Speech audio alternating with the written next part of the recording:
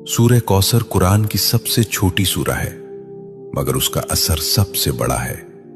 सिर्फ 3 आयात, लेकिन उन 3 आयात में दुनिया भी है, आखिरत भी, रिस्क भी, इज्जत भी और दुश्मनों की शिकस्त भी। अल्लाह फरमाता है, इन्ना आतैना कल कौसर, हमने तुम्हें कौसर अता किया। ये सिर्फ नबी करीम सल्लल्लाहु अलैहि वसल्लम से खिताब नहीं, ये उम्मत के लिए पैगाम है।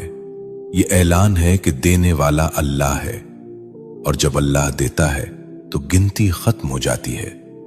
कौसर का मतलब सिर्फ जन्नत की नहर नहीं, कौसर का मतलब है खैर कसीर, बेशुमार भलाई, ऐसा रिस्क जिसमें कमी ना हो, ऐसी बरकत जिसमें जवाल ना हो। लेकिन सवाल यह है कि आज हम ये सूरा पढ़ते हैं, फिर भी तंगी क्यों है, फिर भी दिल बेचैन क्यों है, फिर भी इज्जत के लिए दर दर क्यों जाना पड़ता है।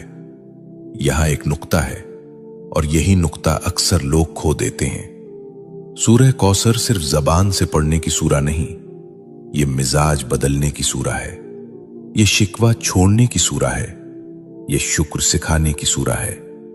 जो अल्लाह पर छोड़ देता है, अल्लाह उसे कौसर अता करता है। शेख अब्दुल कादिर जीलानी रहमतुल्लाह अलैह फरमाया करते थे कि जिस बंदे का दिल अल्लाह से जुड़ जाए, उसके हाथ खाली नहीं रहते, चाहे जेब खाली ही क्यों ना हो।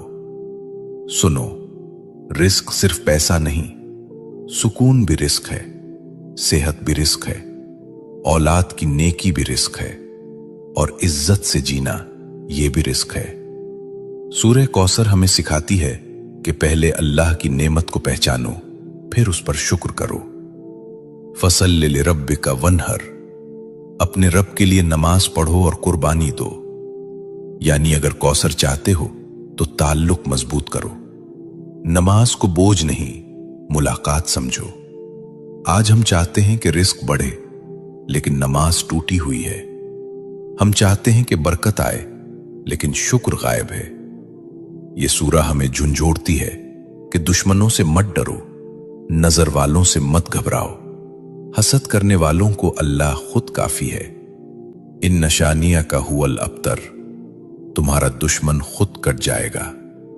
ये वादा है, यह तसल्ली है, यह ऐलान है।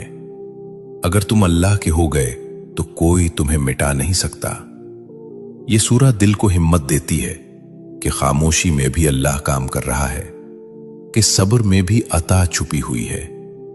लेकिन यहां एक और गहरा राज है जो अक्सर लोग नहीं जानते।